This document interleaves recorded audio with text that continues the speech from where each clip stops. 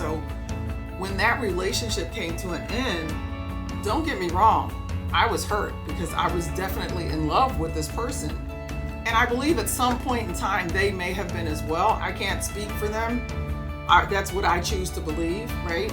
But it wasn't about them at that point. It was about me. And because I was able to do that, I still went through the hurt. I still had sleepless nights. I still had the crying. I still had the attempts at reaching out to them for closure. And I talk about this in my program.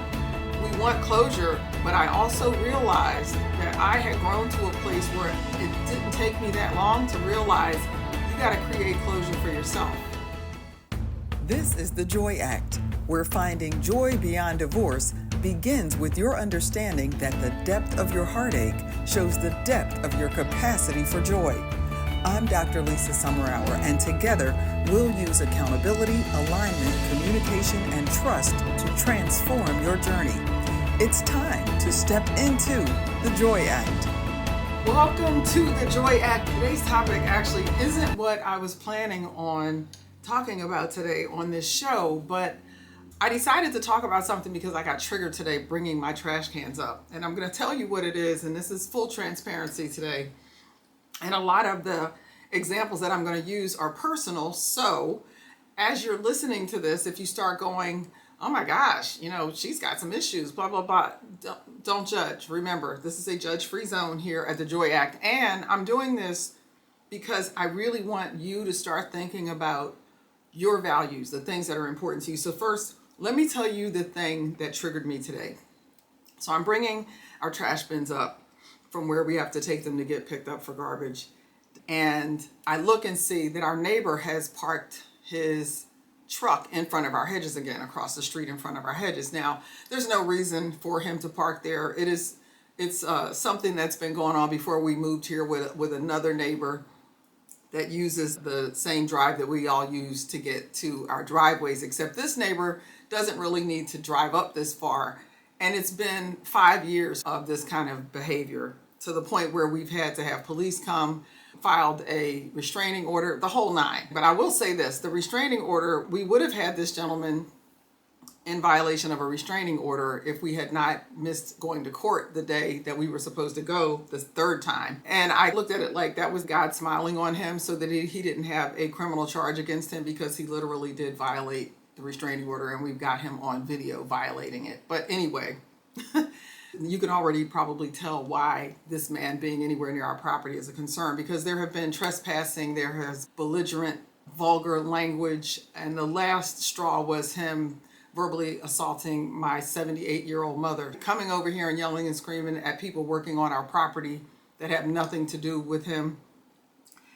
And I realized, okay, you work with individuals dealing with the aftermath of their breakups or their divorces. What does this have to do with that? Well, it's all relationship stuff, which is why some of what I do for individuals going through a breakup and divorce applies at work. So I'm going to be talking to you about business or professional things, personal things.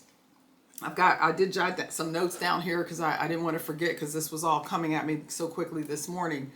But when I saw that truck today, it wasn't as emotionally jarring as it had been in the past, and maybe because some time has passed where we've had a little reprieve after the court date where he stopped parking over here. But I also know that it's intentional to try to just prove a point, because he's that personality type. What registered for me is that it rubs up against one of my values, or several of my values. And one of my girlfriends, Kath, would be the first one to ask me that question, because she was my coach before she became a dear friend. And she's really big on us looking at our values and understanding how they impact us. So that's where this came up for me today. And I realized that the values that get violated are just respect. And one of my core values is actually fairness. Doing what's right because it's the right thing to do, or doing what's just or what's good because it's the good thing to do.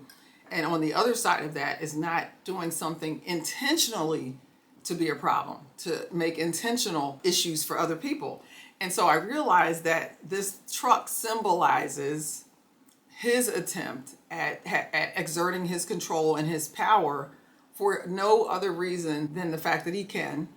And I have to get to a place where I go, don't make it a problem until it becomes a problem. So when we when we need to get to the part of our yard that he has blocked, then it will be a problem and we'll have to deal with it. Or if he starts to get belligerent, or if he comes up on our property. So literally breaking it down to those key points that are actually problems. And so the question is, one of the questions is, what happens when something does rub up against your values or it violates your values? How can we use moments like this to reflect and grow and move forward with clarity and not have it derail us? Because one of the things I realized when this was going on months ago and we were in the throes of this, something happens when somebody does something to your mom. Come on now. That's just, it's like there's violation, and then there's a level that reaches the point where you're like, okay, we don't really want to go here. And so there's that. But then, what do we do? And so I'm going to share some personal stories of how this has showed up and resonated with me. And I've kind of already shared one. But let me talk about a personal relationship, a past relationship, and the breakup that happened. You've built a successful career, checked all the right boxes. But after divorce, why does it feel like everything is falling apart? Searching for answers online at 2 a.m., it will not bring you peace. Neither will pretending you're fine when inside you're anything but. I remember those feelings, the exhaustion, the anxiety, and the frustration from feeling stuck. It seemed like no matter what I did, I could not figure out a way to move past the pain. If you are dealing with a divorce while you're also managing your career, I've been there. Things didn't get better for me until I stopped waiting for time to heal me and I took control of my own healing.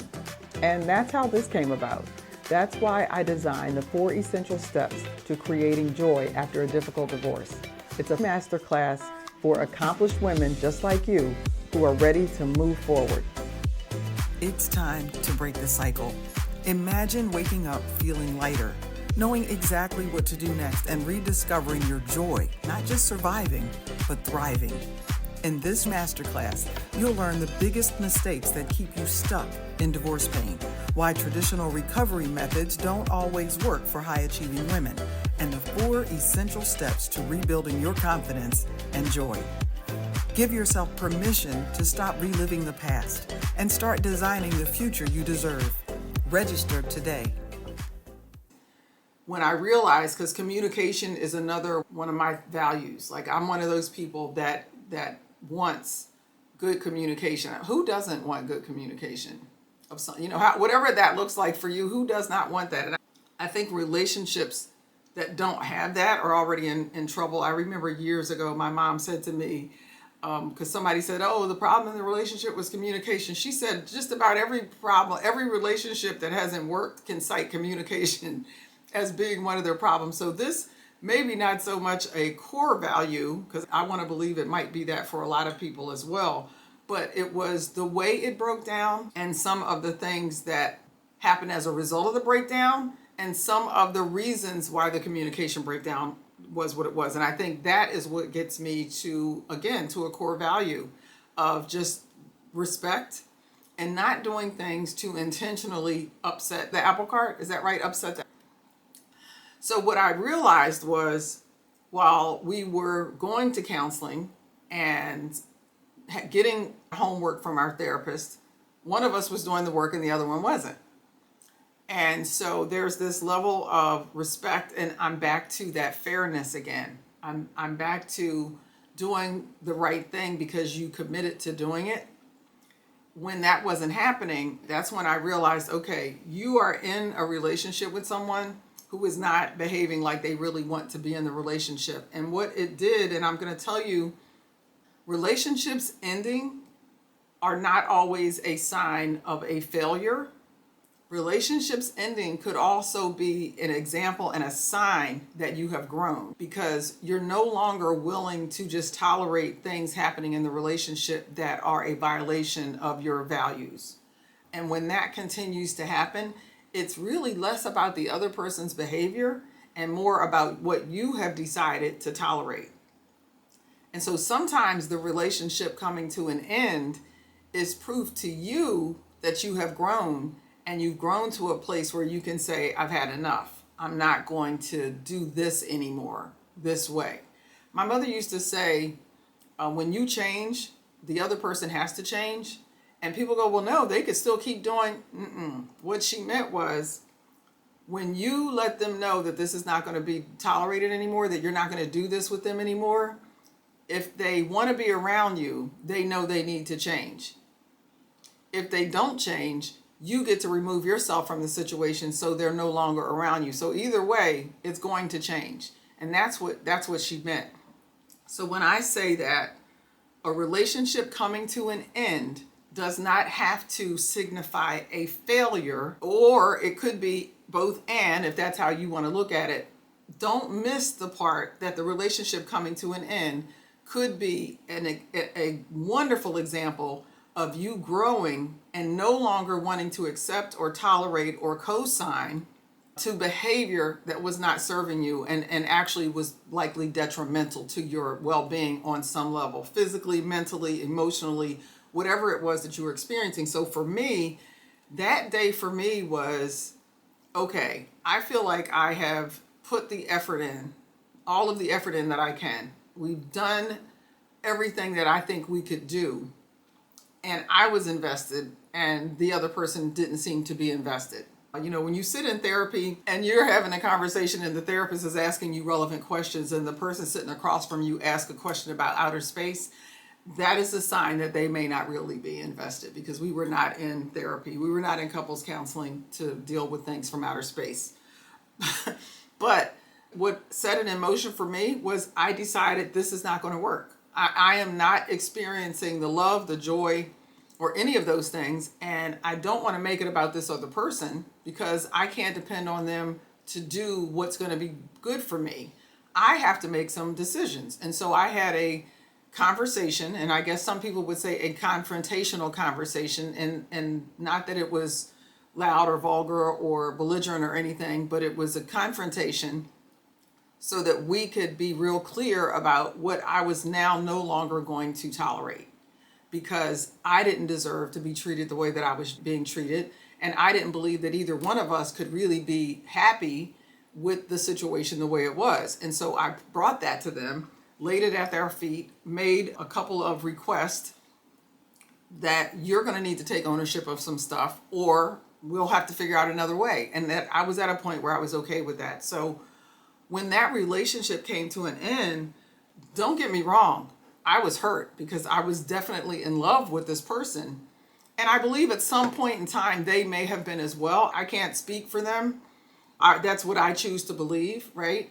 But it wasn't about them at that point. It was about me. And because I was able to do that, I still went through the hurt. I still had sleepless nights. I still had the crying. I still had the attempts at reaching out to them for closure. And I talk about this in my program.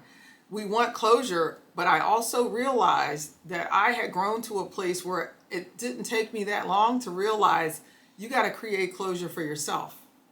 You can't go to somebody who was not honoring your values, who was not in alignment with your values, who you realize should not be in your life, to expect to go back to that person to get closure from them. It just doesn't make sense. And, it's always nice to get affirmation. I will say this. I did have one final visit with the therapist we have been going to, and shared this person just emotionally wasn't there. They just were not clued in at some point. Their attention had already been diverted to somebody else. And so that made it all make sense. But the therapist said to me, you were never going to get the emotional connection from this person that you wanted. And basically they didn't have it to give. And I said, well, that was never going to work for me to have that kind of emotional detachment in a relationship with someone. And the therapist's response to me was something like, and that is a value call that you have to make for yourself. And it was like, bing, that was wonderful to get. I didn't know I needed it until he said it. And I was like, man, now I know I needed to hear that. But this is about you honoring your values and not putting that on somebody else. You get to a place where your role, your responsibility, the way you take accountability is to pay attention and see if you can start connecting dots backwards so you can go, oh my gosh, that's what that was. And I think sometimes we do that And we are so eager to tell the other person, oh, now I see what you did, or this is what I needed. And it's not even about that. Sometimes you have to accept what is revealed to you. You have to accept it. And accepting it meant this relationship that, yes, I definitely wanted it to survive. I wanted it to be that last relationship, that partnership that we were going to do things and grow together and all of that good stuff. I needed to accept that that's not what was going to happen. And it didn't make sense for me to fight it, because you can't make somebody be where they don't want to be. And I truly believe neither one of us was really happy for whatever the reason. And it wasn't even about going what they did, forget it. Accept what is. And accepting what is meant I needed to go through the pain of losing that relationship, that person not being there, or whatever. Let me put it this way. What that person represented to me coming to an end is what I had to realize. So if you are listening to this and you're feeling stuck, or you're in a similar situation, I want you to ask yourself, are your core values being respected or violated? And if you realize they're being violated, you need to write down, what does that look like for you? Give yourself some examples, and how is that making you feel? And what is it that you can do about that?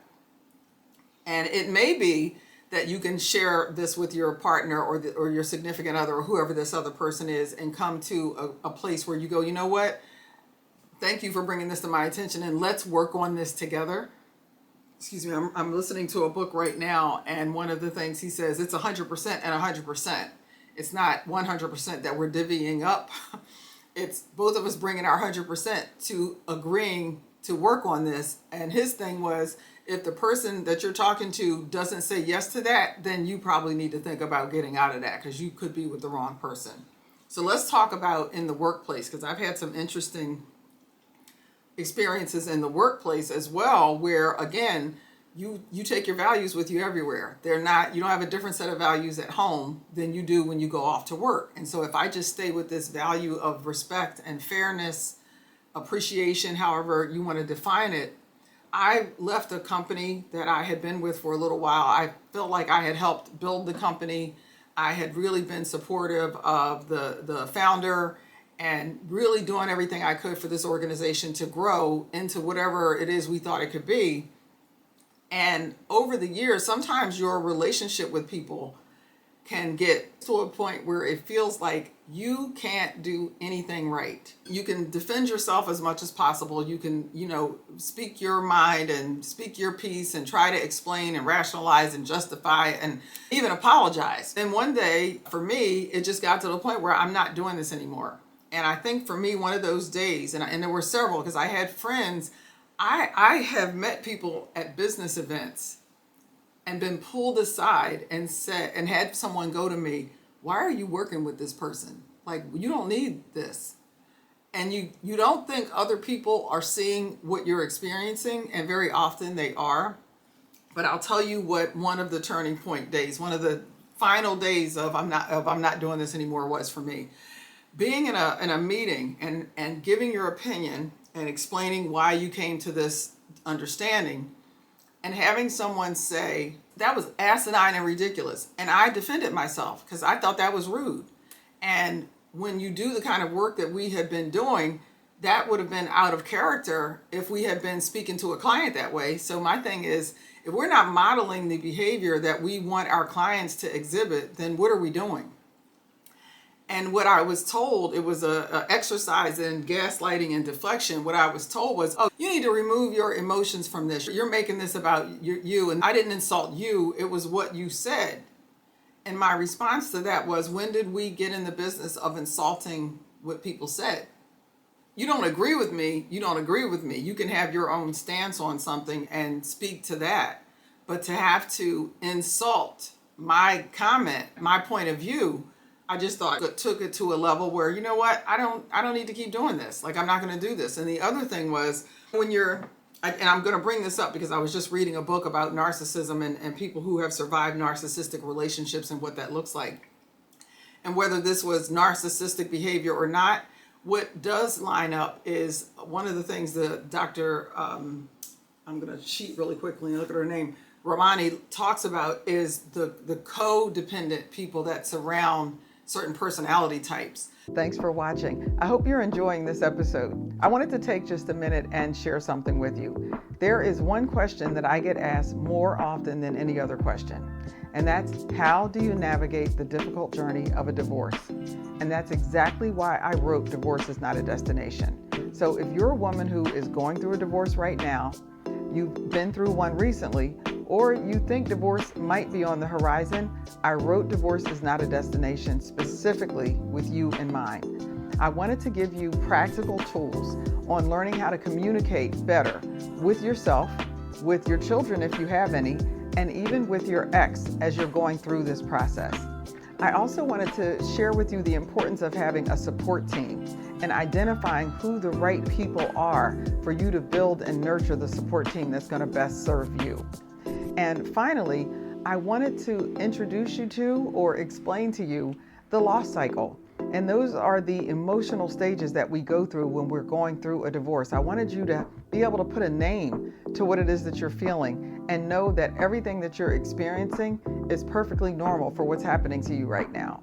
So if you are ready to start your healing journey, get a copy of Divorce is Not a Destination. You can order one at my website, divorceisnotadestination.com, or go to Amazon, Barnes & Nobles, or check with your local bookstore. Now, let's get back to this episode. Because I can remember distinctly having meetings like this and no one else in our meeting saying anything.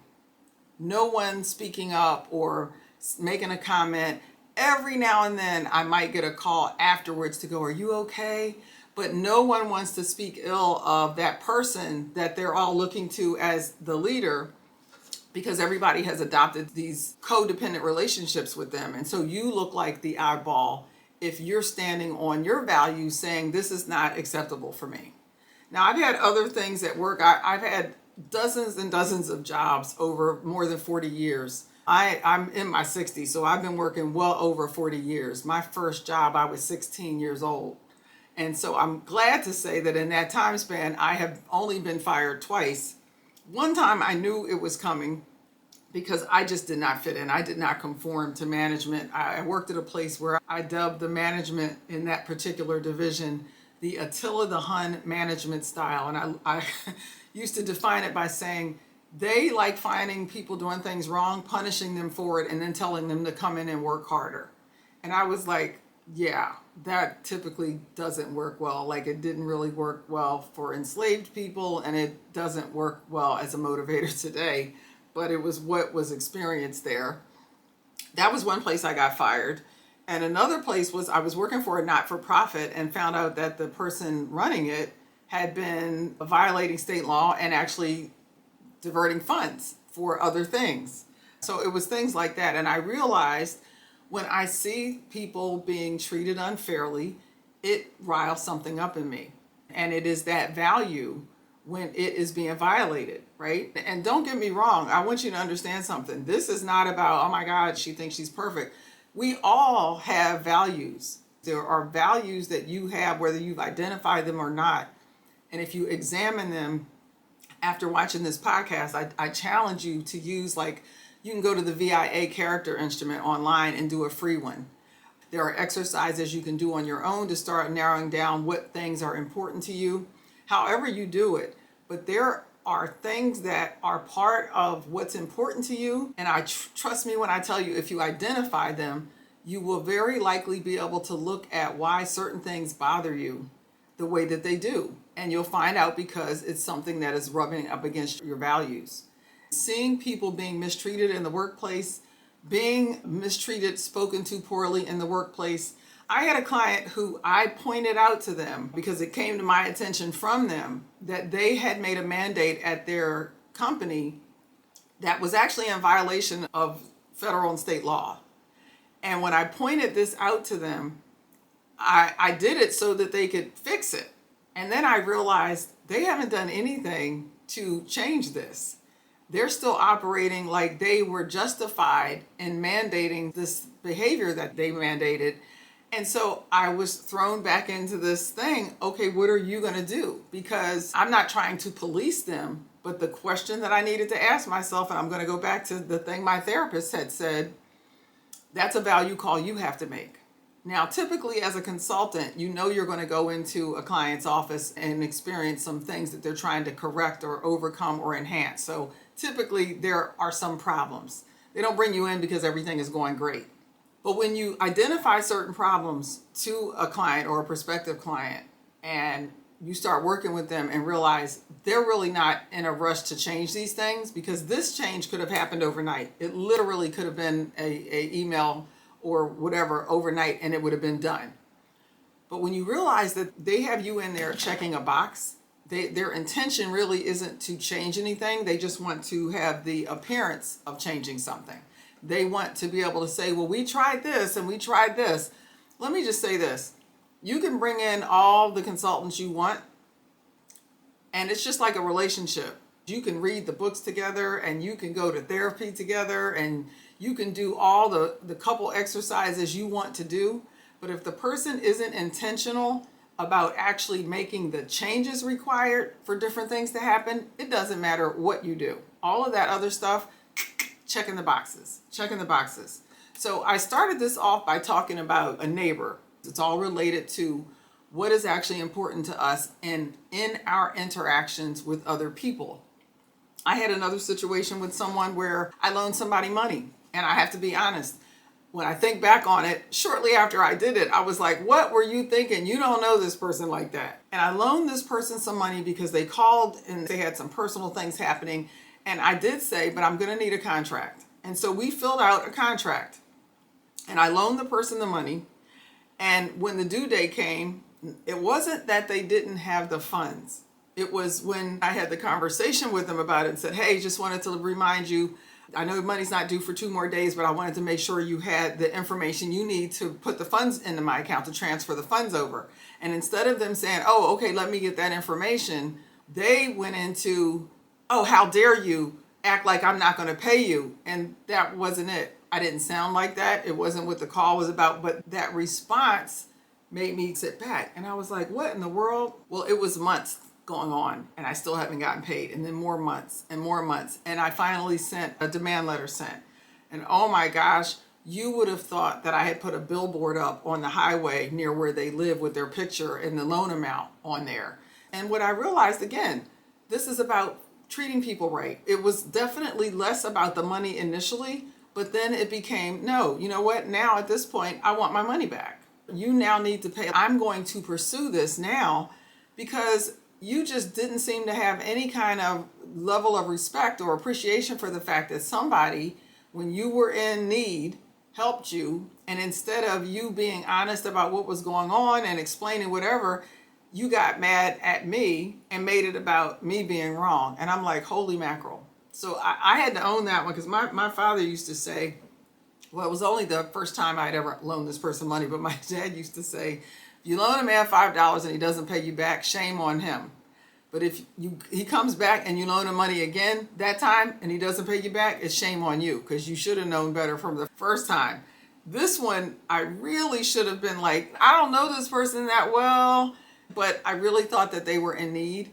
And I think also there was something in me that I thought, oh, we could end up being friends. So I slipped into that. But I did end up getting my money back. So that was a blessing. But it was just another one of those situations where I wanted to ask myself, what was bothersome about that? It definitely was the money. I think if you're going to borrow money, you should pay your debt.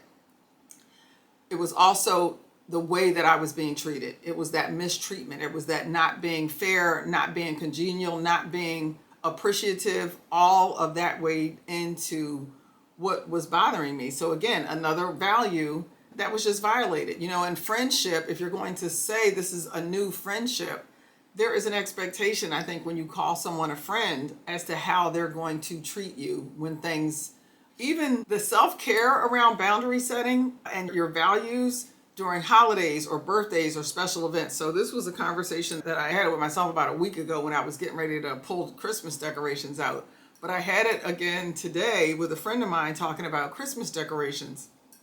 And it was like, okay, we were both saying how sometimes you're getting ready to pull all this stuff out and you're like, oh man, I don't feel like setting all this stuff up. And I asked my friend, okay, so what would happen if you just pulled the tree out and made it your business to say, I'm going to pull everything out to decorate the tree. And that's all I'm committing to. and all of the decorative garland and trimming and all this other stuff, you're just not going to commit to it, and you may not do it. And I shared with her that a couple of years ago, I had this garland that I used to put around the fireplace, and I threw it away. 2 years ago, I just threw it all in the trash. I had a miniature tree that we used to set up in the back living room, my mom's place, and it was getting a little tattered, but I threw it away because she really wasn't invested in setting it up anymore. The last time I set it back there with the ornaments, I think they sat there for 5 days because it just wasn't that big a deal. It was kind of in the way. And so I trashed it, and I felt great about throwing that stuff away. And I have a container full of ornaments that I'll probably donate to someplace this year, so somebody will have them for next year. So I said to her, so what would happen if you honored yourself? Because that's a value thing. If you're tired, if it's bringing on a feeling of fatigue, if just thinking about decorating or doing whatever it is causing you to feel exhausted, what is it that is not being honored? And it's you valuing and respecting your own time and your own energy level and what's really important to you. So the question then became, so who are we decorating for, right? Who are we decorating for? And I thought about the people that would be coming to the house maybe between now and New Year's. We have a big eggnog thing that we do around Christmas Eve and maybe again on New Year's Eve. And that's all fine and good. But when I did this decorating, I wasn't in the mood to go overboard with it. So I've gotten it now down to something that I can do in a night or a night in the next morning, and it's done. And if it doesn't feel right and it's exhausting, then it's not getting done. So I would challenge you, even when you're dealing with something that's only involving you, what are you honoring? What value are you honoring? And which of your values are you potentially violating? And why? Who are you trying to please or impress? What habit from your past are you trying to maintain at all cost? Because it just is something that you've been doing, but your values right now are telling you, this doesn't feel good. This doesn't feel right for me. And why am I forcing myself? And man, I'm telling you, it gets a lot easier when you stop doing that. It's a wonderful thing when you get to a point where you can catch yourself and ask yourself that question. What value is being violated? What value do I want to honor? And so let me tell you, because this is the Joy Act podcast, let me give you some joy here before we get done. So one of the things that I have been doing is spending more time in my jacuzzi. And that may sound like, oh, big deal. But I was telling somebody today, I can actually tell that I have started retraining my thinking, because it used to be, oh, it's too much. I need to take a shower before I get in because they don't want you to have your oils on your body or deodorant. So I typically will take a shower and then get in the jacuzzi. And then after I get out, I need to do another shower. So my morning routine might be work out, take a quick shower, hop in the jacuzzi for 20 minutes, take a shower, get dressed for the day. And I've been doing that now 3, maybe 4 times a week for the last couple of weeks. And now my thought process is, like today, I didn't even work out. I took a quick shower and I just got in the jacuzzi because I had a little bit of a headache. I was a little tired. I didn't really have the energy to work out, but I wanted to get in the jacuzzi. And so now what used to look like a little bit of a nuisance because I gotta take an extra shower and and it's gonna take time, and now I look forward to it. And today my mindset was, no, that makes you feel good. That has helped your day start off just with you feeling amazing. It's now part of my relax into a wonderful day. I can sit there if I want to listen to a book on tape or talk to someone, maybe my sister on her way to work, or I don't want to have anything going on and I'm just outside listening to the bubbles in the water and looking at the sky, the trees and all of that, then that is how I start my day. So, our values we use to make decisions. It's how we treat other people. It's how we treat ourselves, right? It's how we treat ourselves. And it doesn't matter if it's personal relationships, family, or coworkers. It doesn't matter. If your values lead you to leave a company, end a friendship, or end a relationship, an intimate relationship, it doesn't matter. It's like, am I worthy of my time and my energy and the things that I am dedicated to? Am I devoting the time and energy to the things that I say are important to me? Because we cannot expect anybody else to honor those things if we aren't able to honor them. And quite frankly, it almost only matters that we're honoring them, because when we fully honor them, the people around us either can't help but join in, or they're going to fall by the wayside because they're not going to be able to stay in a space with us if they're violating our values. They're just not going to be. Some actionable steps. Define your values. It is so important that you figure out what's important to you and be able to identify and put a name to those things. And then you can look at what's out of alignment for you. What are the things, people, places, things, the behaviors, your activities that are out of alignment with what you say is important to you? And then start making your decisions based on what's important to you. Start making your decisions. So look, as you go through your week, I encourage you to pay attention to these things. Just everyday things. Is this in alignment with my values? Because now you will have identified what your values are. And remember that the decisions you make are going to be connected to your values. And if you feel some kind of way, if you make a decision and you get that feeling in your gut, or you make a decision and you start cringing, I want you to check and see, what value did that violate? Where is the misalignment that I didn't make that decision and experience joy because of that decision? Because if you're not happy about a decision you made, I promise you, you probably can find a value that has not been honored that is causing you to have a disconnect between a decision you made and you feeling good about the decision. So remember, joy is within reach, and every ending is the opportunity for a new beginning. So now go act in joy.